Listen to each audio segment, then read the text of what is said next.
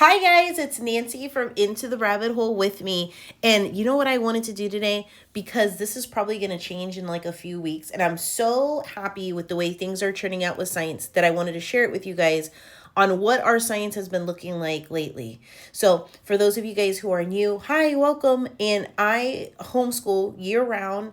I have more of like an eclectic vibe to my homeschooling with a strong classical backbone. So I currently have a fourth grader and a sixth grader, and for the 26-27 school year, I will have a fifth grader and a seventh grader. So this science that I've kind of like piecemealed together, and it's gonna look like a lot, and I'm gonna take you through it. I'm gonna explain to you how it is that I'm using it, and whether or not I expect to use it to fruition. So whether I expect to do it cover to cover, you know what I mean? But it has been working out so well for us that I just wanted to share it with you guys. You guys are gonna hear some noises in the background because I'm filming this during school time as my kids are reading independently. So you're going to hear noises in the background. But what I wanted to do, because I've been meaning to do it for a while, and I'm still going to be at this for like a few more weeks. And so I just didn't want to forget. I didn't want it to be one of those things that I forget and then I never shared. So let me just go through the things that I've been using with my fourth grader for science, because it has been working out so incredibly well that I'm actually amazed by how well it's been churning out. Okay, so I have these two books, Urban Wildlife and Insects of North America. And what we've been doing is he will go through this book and he will select, and he doesn't have to go in order. We do not have to go in order. He would just select an animal or an insect that interests him. So he'll just go through it and then he'll notebook about it. And it's very simple. He does it 10 minutes or however long it takes. Sometimes he gets a little bit more detailed with his drawings and stuff, but however long it takes. And he just goes through when something interests him, and then he'll notebook about it. And that's how we've been using this. Originally, I was doing this as kind of like a read aloud, but it doesn't make for a good read aloud. And especially when there's so many wonderful images and stuff to go along with it, and it just makes it for an awkward reading experience. And so now we switched it to where he just selects from whichever book he wants, Urban Wildlife or Insects, and then he just picks an interesting fact about it and he writes it in his notebooking, and then he also draws a picture of it. The other thing that we've been doing is the Burgess Bird Book for Children. And this one I treat as a read aloud. So this one I primarily read it aloud, just one story. And I don't know why. I think that's, I don't know why I have two bookmarks. But anyway, I don't know. This is going to take us a long time to like finish. And so we're going to keep going as long as the interest is there. And we're just going to keep reading some stories. This is all about, it's a narrative story talking about birds, but it's interwoven in with a narrative story. You know what I mean? Let me see. It's hard to explain. You have a main character called Peter Rabbit, who is a bunny, a rabbit. Okay, Peter Rabbit. And then you have Jenny Wren. And what happens is that as he's meeting all his friends in the forest, and friends that he's always known and new friends. And then Jenny Wren and other characters show up too that also explain certain things about them. So for instance, you'll learn what they eat, where they live and stuff, but it's done in like a narrative form, and it's about birds, so that has been really interesting because we've been really into birds. Another one that I really, really love is this Charles Kovacs. I love all his books, and I think I have at this point almost everything that he has written, at least like in this like type of series and stuff. So this is Botany, because this is going to line up really well with the rest of the books, as you'll see here shortly. And so it's been actually really lining up beautifully with what we're learning about in elemental science, and I'll get to that in a second. So I do this as a read aloud as well. And we discuss it, and it just lines up as an additional reading with his elemental science. Again, I'll get to it in a second. We just really been enjoying it. I haven't been assigning anything really extra because it already lines up so perfectly with what we're already doing with elemental science, So that has been really good. Then the first book of plants, I do expect I'm going to read this to fruition. From cover to cover, this is going to be read. So by the time we finish our botany unit, this is going to be finished. This is also going to be finished by the time we finish our botany unit. And this is a similar thing. You're learning about plants, and it's giving you the same information as elemental science, just in a different way. So I feel, again, it's repeating itself, but it's not boring. And it's giving us a little bit more information than the other, and vice versa. So I feel like it just pairs really well together. So this is another narrative book as well, but there's some experiments in here that you can do every now and then, that you can just, or things and ideas that you can churn into experiments, not necessarily like set up for it to do experiments like this one. This one, we put a leaf in alcohol to watch the chlorophyll leave from it, so we can see that the chlorophyll churns the plant green, and it's their green matter, and that the leaf is dull, like yellow and brown without the coloring, and you can see the chlorophyll like leaving it, you know. So we did that one. Does it explicitly say that to set this up as an experiment? No, but we treated it as that, you know. So there's other opportunities throughout here where you can kind of do like the same thing. So we've actually, I'm telling you, we've been really enjoying this. We've been enjoying that, and all these things in here. Okay, and then the next thing that we're reading our way through, and this is probably not going to be read cover to cover, but who knows?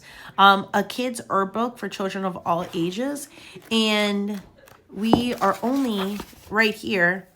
And then I have like little sticky notes over here towards the top to like when I have like a particular point of interest that I want us to maybe spend some time to sit here and study, and maybe I create like a printable for it or something like that, you know. But the way that I've been treating this is we're reading this purely for pleasure. And so we're just discussing it. He sits right next to me. We go through the book. There's songs in here. There's story time. There's activity ideas.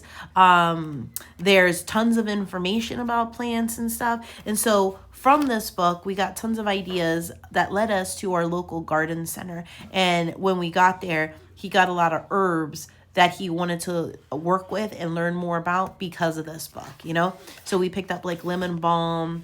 I'm trying to think of what else did he picked up. I think he picked up chamomile or lavender. I think one of those. I don't remember, but it was based off of somewhere in here. We're learning, well, we learned the proper definition of what is a spice, what is an herb versus what is a weed. And then I think when we were going in here and looking at all the different herbs, he wanted to go and get one so that way he can see it. Some of the stuff, now, this book first came to my attention because we used it for a co-op semester-long class, but this was several years ago. This was about 3 or 4 years ago, and I bought the book that was being used in the class. And so some of the stuff in here we've already done. For instance, how to make a natural toothbrush. He did it at a co-op where he is chewing on a piece of like licorice stick, and that's like a natural toothbrush type thing, you know? And so there's things in here that we already did, but this is a cool idea, right? You can find a licorice stick and they chew on it, and it is essentially like a toothbrush, you know? You rub it around your gums and around your teeth, and you know, like it was just like really interesting. So this is one that we just purely do for pleasure. Maybe we end up going all the way to the end, maybe not, but we just kind of take it. We just sit down together, we enjoy it, we learn about things, and then that's it, you know? Okay, so now I'm going to get to our core work. But before I get to the core work, I'm just going to rehash, okay? So this is for pleasure. We get some activity ideas from this, like we went to the garden center and bought some herbs and stuff, you know? There's songs, there's a lot of rabbit trails that you can go down. We use this for notebooking. He goes and picks an animal or an insect of interest, and he notebooks about it. So he writes down a fact or two about it and illustrates a picture of it, maybe some diagramming. This one we do as a read aloud, and we don't do anything else with it, but we just learn and we discuss about the different birds. I could take it a step further if I wanted to, but right now we're just enjoying how we're doing it right now. We're also doing this one, and this one lines up beautifully with our spine. It literally, it's just a beautiful complement to it. So it's kind of like whatever we're doing with the spine is kind of like the work that we're doing with this anyway, because it just lines up so beautifully. Now, this one we are doing things with. So this one we are reading, but we are participating in any of the activity ideas. Sometimes I always have him narrate back to me. And then sometimes we do notebooking with this where he's writing down facts about what he learned about and stuff. So this one I am doing a little bit more with. Okay, so that is what we're using for science, but our main core is elemental science. Oh, and by the way, and then he puts everything into his science notebook. So we're keeping everything in here. And that's from School Nest, by the way. So our main core is elemental science, and elemental science uses this book as its main spine. So it also uses the Kingfisher one for some of its other modules within the elemental biology curriculum that we're doing. But one of the modules within the biology unit that we're doing is botany, and that's what we're doing right now. So we're doing like the botany one. So what we ended up doing is we learned about water plants, and we learned about the two main different types of water plants, emergent and submergent plants.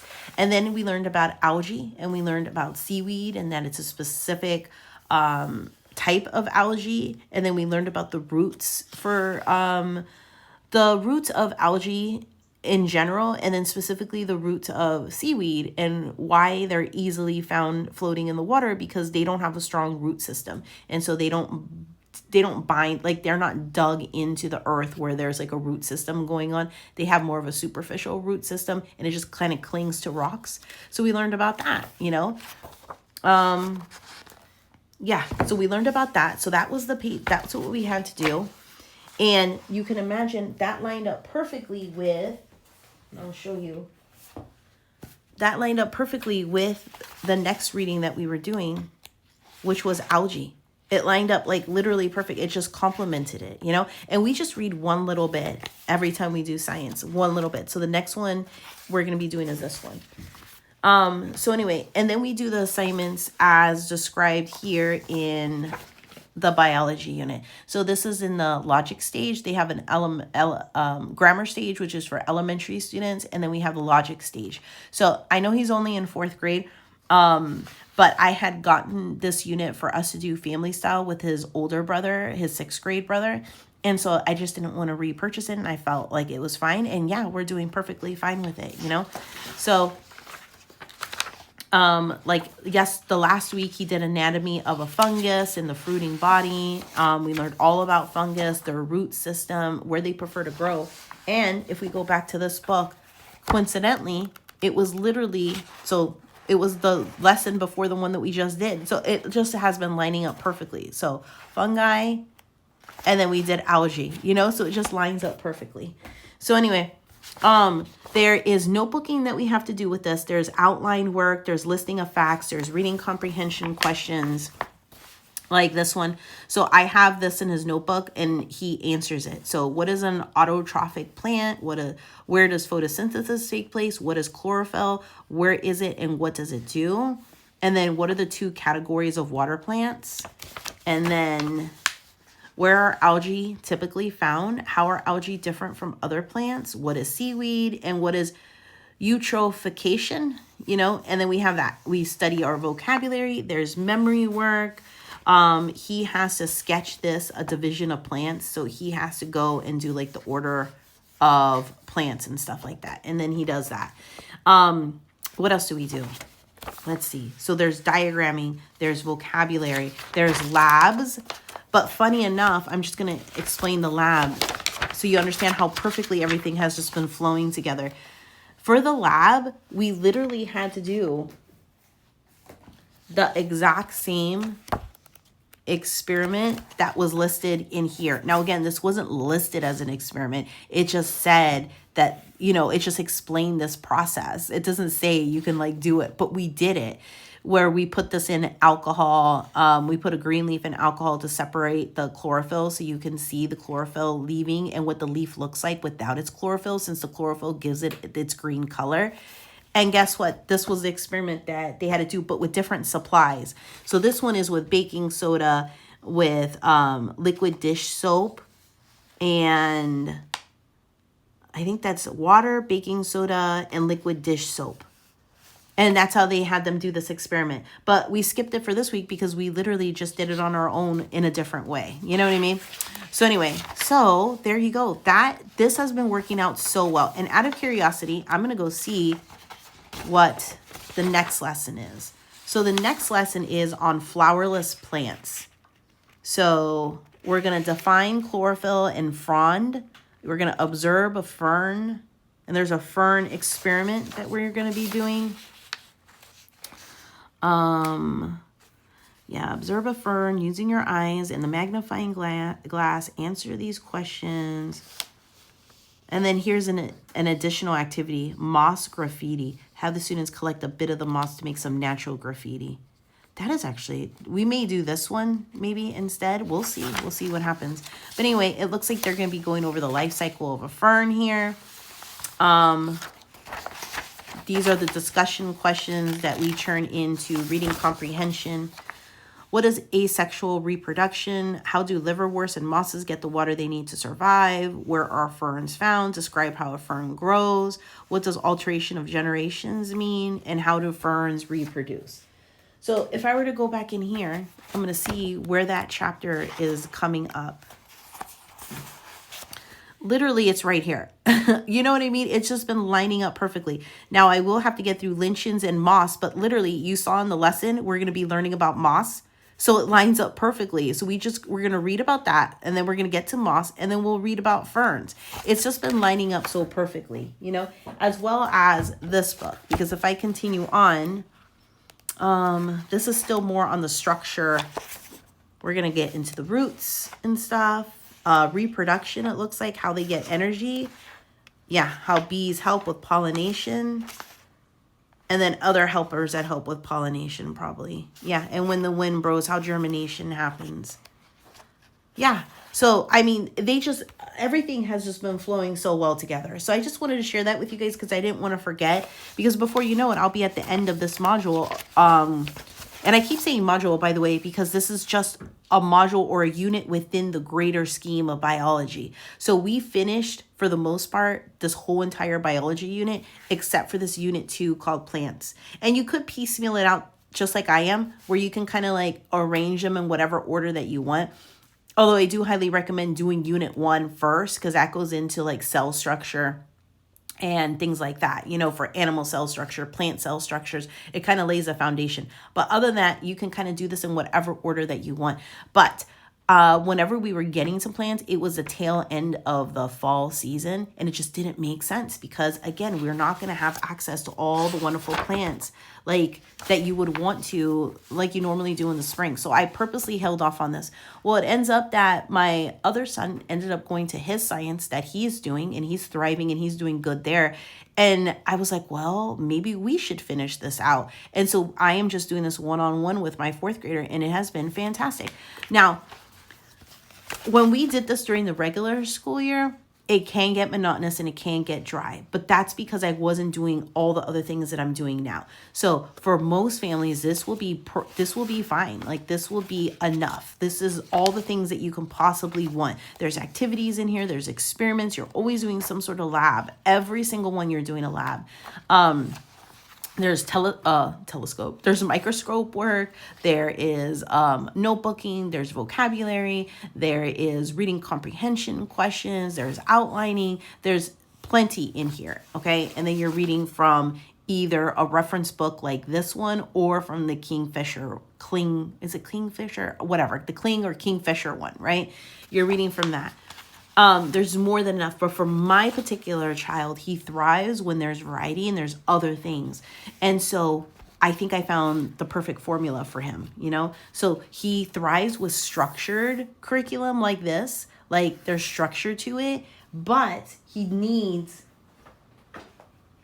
all the extra stuff. He needs the narrative storytelling aspect. He needs more of like the fun. He needs more of that kind of stuff. You know, the reading of the cute little animal stories, the notebooking stuff, let's read some folk tales and go look at some fun plants and go tend a garden and go listen to some songs and stuff like that. You know what I mean?